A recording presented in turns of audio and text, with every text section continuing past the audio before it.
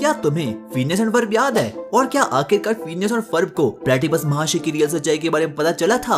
और क्या कभी उन लोगों की मॉम ने उन्हें पकड़ा भी था या फिर नहीं? ये स्टोरी काफी ज्यादा ऑसम होने वाली है, इसीलिए इसका लास्ट एपिसोड तो बिल्कुल भी मिस नहीं करना। और आज मैं तुम्हें सुनाने वाला हूँ फिनियस एंड फर्ब की पूरी स्टोरी।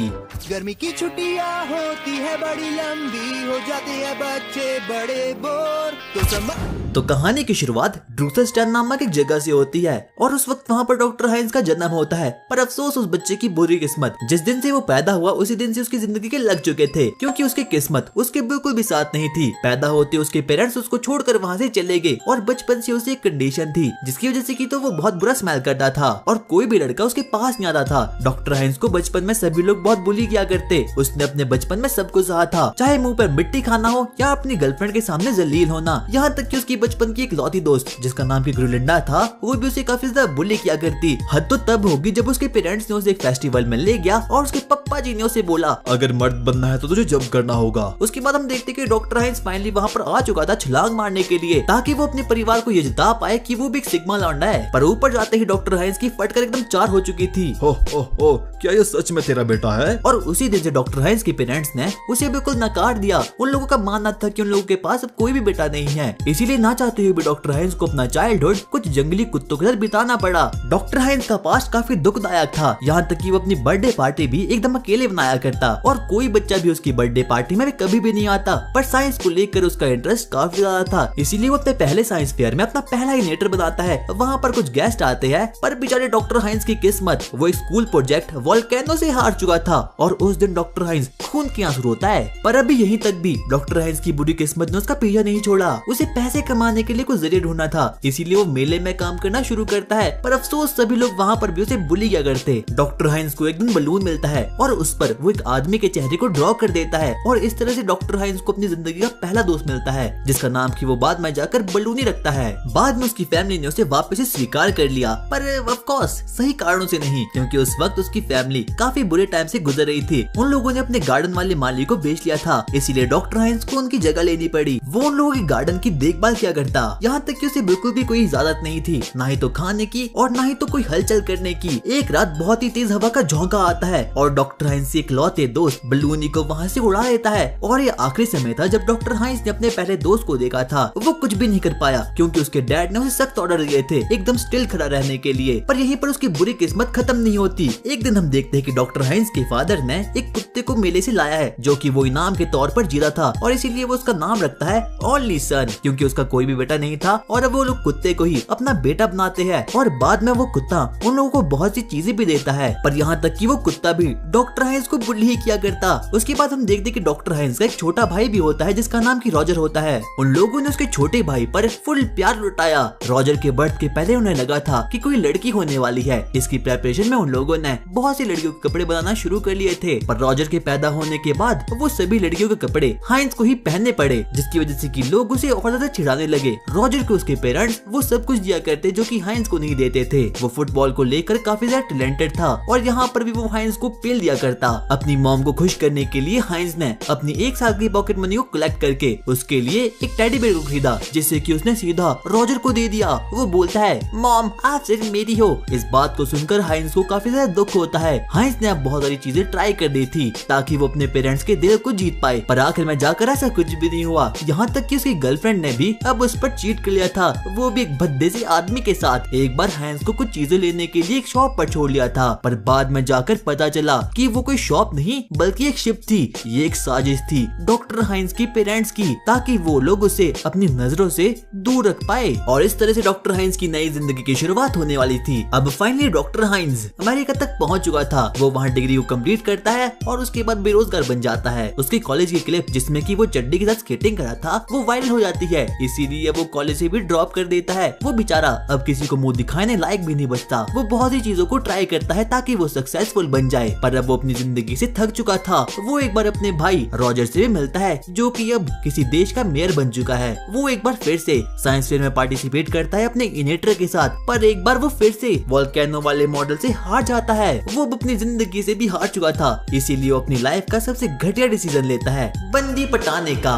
वो मिलता है लिंडा से, और हाँ, ये वही हो जिसके बारे में कि तुम सोच रहे हो, फिनियस की मम्मी जी। वो उसे भी अपने प्लान के बारे में बताता है दुनिया को खत्म करने का, और बाद में जाकर वो कुछ बहुत ही बुरे साइंटिस्ट ग्रुप में भी जुड़ जाता है। जब वो सीक्रेट ऑर्गेनाइजेशन के साथ काम कर रहा था, तब वो एक शुगर मॉमी से मिलता है जिसका नाम की शेरलिन था। वो उसे प्यार और शादी दोनों करता है। उन दोनों की एक बेटी भी होती है जिसका नाम की वेनिसा है। हाइंज उस पर अपना सारा प्यार उठाता है। वो उसे हमेशा खुश रखने की कोशिश करता है, और वो उसे वो हर एक हैप्पीनेस देने की कोशिश करता है जो कि हाइंज को उसके बचपन में बिल्कुल नहीं मिली थी। पर बेचारा हाइंज ऐसा करने में हमेशा फेल हो जाता है, और आगे चलकर डॉक्टर हाइंज की बेटी फरब भाई की सेटिंग बनती है। डॉक्टर हाइंज का डिवोर्स होने के बाद अब उन्हें कुछ रहने के लिए जगह चाहिए थी। उसके बाद उसे एक जगह रेंट पर मिलती है, जिसे कि हम आज ड्यूसेनबर्ग्स इविल कॉर्पोरेशन के नाम से जानते हैं। पर वहाँ पर भी उसे चैन नहीं मिलता, क्योंकि उसके घर के आर पार हमेशा ही शिप का शोर रहता था। इसीलिए वो डिसाइड करता है कि उसे थोड़े बहुत पैसे मिलते हैं, और उससे वो डॉक्टरेट की डिग्री लेता है, और तब जाकर बनता है हाइंज द डॉक्टर हाइंज। उसके बाद वो डिसाइड करता है कि वो अपनी डूम्सडे की मशीन बनाएगा, ताकि वो सभी ह्यूमैनिटी से बदला ले पाए। और उसके इन एविल प्लान के बारे में OWCA कॉर्पोरेशन को पता चल जाता है। इसीलिए वो प्लेटिपस पेरी को डॉक्टर हाइंज को रोकने के लिए वहाँ पर भेजे रहते हैं, पर अफसोस वैसा नहीं कर पाता। और हर एपिसोड में हम देखते थे कि प्लेटिपस पेरी डॉक्टर हाइंज की मार कर देता था। हमें पता चलता है कि जो प्लेटिपस पेरी था, उसे फिनियस एंड फर्ब ने उसके एजेंट बनने से पहले ही अडॉप्ट कर लिया था, और वो उनका एक बहुत ही अच्छा पेट था। पर प्लेटिपस पेरी के पास कुछ अजीब सी बायोलॉजिकल ट्रेड्स थी, जिसकी वजह से कि वो आगे जाकर शो में एजेंट बनता है। अगले कुछ एपिसोड्स में हम देखते हैं कि डॉक्टर हाइंज तरह तरह की डूम्सडे और इविल मशीन बनाता है, ताकि वो ह्यूमैनिटी से बदला ले पाए। पर जब कभी भी वो प्लान बनाने की कोशिश करता, अफसोस उसका कोई भी प्लान पूरा ही नहीं हो पाता। अगले एपिसोड में हम देखते हैं कि फिनियस एंड फर्ब की गर्मियों की छुट्टी शुरू हो चुकी है, पर उससे पहले क्या तुम्हें याद है लिंडा, जो कि डॉक्टर हाइंज की बंदी रह चुकी है। पर आगे चलकर हम देखते हैं कि लिंडा की शादी लॉरेंस नामक एक घटिया सी बंदे से होती है। ऑफ कोर्स उसके पास सरकारी नौकरी थी। लिंडा का पहले से एक बच्चा था, जिसे कि तुम आज की डेट में फिनियस के नाम से जानते हो, और लॉरेंस का भी पहले से एक बच्चा ही था। यानी कि फिनियस और फर्ब कोई रियल भाई नहीं, बल्कि स्टेप ब्रदर्स है। दरअसल वो लोग एक कॉन्सर्ट के दौरान मिले थे। जो फिनियस है वो किसी और का बच्चा नहीं, बल्कि डॉक्टर हाइंज का बच्चा है। ऑफ कोर्स ऐसा हो सकता है, क्योंकि फिनियस के पास भी काफी अच्छा खासा दिमाग है, जैसा कि सेम डॉक्टर हाइंज के पास है। और फर्ब का फेस शेप अपने बाप से मिलता है, ना कि लिंडा से। तो हो सकता है कि पुराने जमाने में डॉक्टर हाइंज और लिंडा ने कुछ तो तगड़ी सी चीजें की होती है। पर मित्रों, ये सिर्फ एक थ्योरी है। उसके कुछ एपिसोड्स के बाद हम देखते हैं कि अब फाइनली लॉरेंस और लिंडा मिल चुके हैं, और अब फिनियस एंड फर्ब में भी काफी अच्छी खासी दोस्ती हो चुकी थी। इसीलिए वो अपनी गर्मियों की छुट्टी में डिसाइड करते हैं कि वो कुछ अजीब अजीब से कारनामे करेंगे। फिनियस के पास काफी ज्यादा दिमाग था, और उसके पास प्लानिंग करने की एबिलिटी थी। इसीलिए वो डिसाइड करता है कि उसे क्या बनाना है। और वहीं हम देखते हैं कि फर्ब बचपन से ही एक IIT ग्रेजुएट इंजीनियर था, यानी कि उसके पास इंजीनियरिंग की कैपेबिलिटी काफी ज्यादा खतरनाक थी। इसीलिए वो लोग साथ मिलकर अपनी गर्मियों की छुट्टी में कुछ अजीब अजीब से गैजेट्स बनाते हैं। अपनी गर्मियों छुट्टियों के 104 दिनों में फिनियस एंड फर्ब बहुत सारे गैजेट्स को बनाते हैं, और उन्हीं 104 दिनों में डॉक्टर हाइंज भी डिफरेंट चीजें बनाते हैं, ताकि वो पूरे वर्ल्ड को डिस्ट्रॉय कर सके। पर अफसोस ऐसा नहीं हो पाता। फिनियस एंड फर्ब बहुत ही नई चीजों को बनाते हैं। पर मेन सवाल ये आता है कि क्या कभी लिंडा ने, यानी कि उनकी मॉम ने उन्हें पकड़ा भी था या फिर नहीं? इसका जवाब हमें सीजन 3 में मिलता है। हम देखते हैं कि फिनियस एंड फर्ब बहुत सारी चीजों को बनाते हैं, यहाँ तक कि अब सभी लोग भी उन्हें जाने पहचानने लगे हैं कि यही वो लोग हैं जो कि नए इन्वेंशन को करते हैं। यहाँ तक कि हम देखते हैं कि फिनियस एंड फर्ब टीवी पर आके भी अपना पॉडकास्ट देते हैं, और पूरी दुनिया को बताते हैं कि आखिरकार उन लोगों ने कैसे नई चीजों का निर्माण किया है। पर उनकी मॉम यानी कि लिंडा को इसके बारे में कभी भी पता नहीं चलता। एक एपिसोड में हम देखते हैं कि डॉक्टर हाइंज ने एक अजीब सी मशीन को बनाया है, और उस मशीन की सीधी बीम फिनियस एंड फर्ब तक पहुंच जाती है, और अब वो लोग वापस से बेबी में कन्वर्ट हो चुके थे। कैंडिस जल्दी से अपना फोन निकालती है और अपनी मम्मी जी को उनका फोटो को भेजती है। पर लिंडा को लगता है कि ये वाला फोटो तो फिनियस एंड फर्ब का बचपन का है, इसीलिए वो बिल्कुल भी विश्वास नहीं करती कि जो फिनियस एंड फर्ब है वो वापस से बेबी में कन्वर्ट हो चुके हैं। कैंडिस बहुत कोशिश करती है ताकि लिंडा को इस बारे में पता चल पाए, और इस एपिसोड के आखिर में हम देखते हैं कि अब फिनियस एंड फर्ब वापस से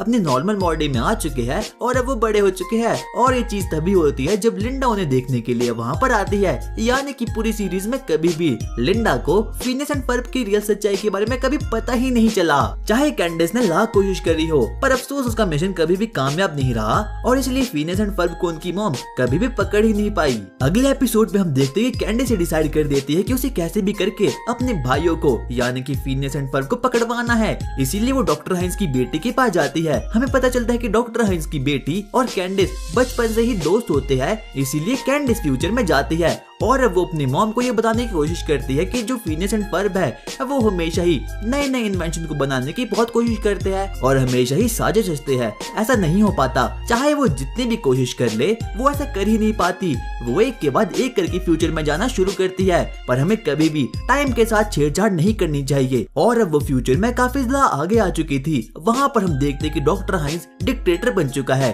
सभी लोग अब डॉक्टर हाइंस के कहने पर ही सब कुछ करते हैं। कैंडिस एक बार फिर से फ्यूचर में जाती है और वो अपनी फ्यूचर वाली कैंडिस को वापस से पकड़ती है। और इस एपिसोड में हम देखते हैं कि वहाँ पर एक अजीब सा टाइम लूप शुरू हो चुका था, पर अफसोस उस वक्त भी लिंडा उन लोगों को बिल्कुल भी नहीं पकड़ पाती। आगे चलकर हम देखते हैं कि लिंडा को फिनियस एंड फर्ब की एक सच्चाई के बारे में पता चल चुका था कि वो लोग अपनी गर्मियों की छुट्टी बिल्कुल भी अच्छे तरीके से नहीं मनवाते और वो वहाँ पर इन्वेंशन करते रहते हैं। पर अब फिनियस एंड फर्ब भी काफी ज्यादा बड़े हो चुके हैं और वो दोनों ही इंजीनियर्स हैं। और वहीं हम लोग डॉक्टर हाइंस को भी देखते हैं जो कि एक बार फिर से प्लेटिपस पेरी से पिट रहा था और इस बार भी उसका मिशन बिल्कुल भी कंप्लीट नहीं हो पाया। इस एपिसोड के अंत में आते आते हम देखते हैं कि अब वो लोग फाइनली अपने प्रेजेंट में आ चुके होते हैं और अब सभी कुछ वापस से नॉर्मल हो चुका है। ये एपिसोड सबसे ज्यादा कमाल का था, जहाँ पर हम देखते हैं कि अब उस शो में एक टाइम लूप खड़ा हो चुका है। हम देखते हैं कि डॉक्टर हाइंस ने एक अजीब सा गैजेट बना के रखा है जिससे कि सभी के सभी लोग वापस से एंशिएंट टाइम में आ चुके हैं। हम देखते हैं कि अब वहाँ पर फिनियस एंड फर्ब भी आ चुके हैं। डॉक्टर हाइंस एक बहुत ही इविल इंसान में कन्वर्ट हो चुका है और फिनियस एंड फर्ब को यहाँ पर बुलाया जाता है ताकि वो इनकी दुनिया को सेव कर सके। इसके लिए उन लोगों को एक बहुत ही खतरनाक स्वॉर्ड को ढूंढ कर लाना होगा जिसका नाम की एक्सकैलिबर है। हम देखते हैं कि फिनियस एंड फर्ब अपने दोस्तों के साथ एक एडवेंचर पर निकल जाते हैं और वहीं हम देखते हैं कि डॉक्टर हाइंस के पास इस एपिसोड में काफी ज्यादा पावर आ चुकी थी, यहाँ तक कि उसने प्लेटिपस पेरी को भी हरा के रख दिया था और अब उसने इस पूरी दुनिया पर भी कब्जा कर लिया था। पर फिनियस एंड फर्ब को पता चल चुका था कि उन लोगों को उस इविल शैतान को हराने के लिए एक्सकैलिबर नामक स्वॉर्ड को ढूंढना होगा। इसीलिए वो अपनी जर्नी को शुरू करते हैं और जर्नी के बीच में उन लोगों को काफी नई नई सी चीजें भी मिलती है और आखिर में जाकर वो लोग फाइनली उस एक्सकैलिबर नाम की स्वॉर्ड को ढूंढ लेते हैं। पर जब उसे यूज करने की बारी आती है तो वो टूट चुकी थी। और इस एपिसोड में हम बहुत सारे मॉन्स्टर्स को भी देखते हैं, पर लास्ट में जाकर हम देखते हैं कि अब वापस से टाइम लूप खत्म हो चुका है और अब वो लोग वापस से अपने नॉर्मल टाइम में आ चुके हैं। और क्या तुम्हें एक एपिसोड की स्टोरी के बारे में पता चला है जहाँ पर कि प्लेटिपस पेरी एकदम गायब हो चुका था। इस एपिसोड की स्टार्टिंग में हम देखते हैं कि फिनियस एंड फर्ब अपनी छुट्टियां मनाने के लिए सीधा ही अफ्रीका में जाते हैं, पर OWCA के बिजनेस के कारण से प्लेटिपस पेरी को घर में ही रहना पड़ता है। इस बार डॉक्टर हाइंस ने एक ऐसी बीम को क्रिएट किया है, अगर वो बीम किसी को भी लगेगी तो वो इविल में कन्वर्ट हो जाएगा। वो डिसाइड करता है कि वो OWCA के ऑनर को वो बीम मारेगा ताकि उसका प्लान अच्छा हो जाए और ये डॉक्टर हाइंस का सबसे ग्रेटेस्ट इन्वेंशन था, इसीलिए वो अपनी बीम को चला देता है OWCA के ऑनर पर उसकी बुरी किस्मत वो OWCA के ऑनर को नहीं बल्कि उसके शागिर्द कार्ल को लगती है। वहीं हम देखते हैं कि फिनियस एंड फर्ब बड़े ही मजे तरीके से वहाँ पर एंजॉय कर रहे थे। वो लोग अपने डिफरेंट एडवेंचर करना शुरू करते हैं और वहाँ पर वो लोग जर्नी पर भी जाते हैं। और वहीं हम देखते हैं कि अब कार्ल डॉक्टर हाइंस के कंट्रोल में आ चुका है, इसीलिए वो डिसाइड करता है कि वो OWCA को खत्म कर लेगा, पर उसे हराने के लिए वहाँ पर प्लेटिपस जाता है। पर इस एपिसोड में हम देखते हैं कि डॉक्टर हाइंस प्लेटिपस पेरी को पकड़ लेता है और उस पर तकरीबन 5 बीम को चला देता है। आखिरकार पेरी कहाँ गया?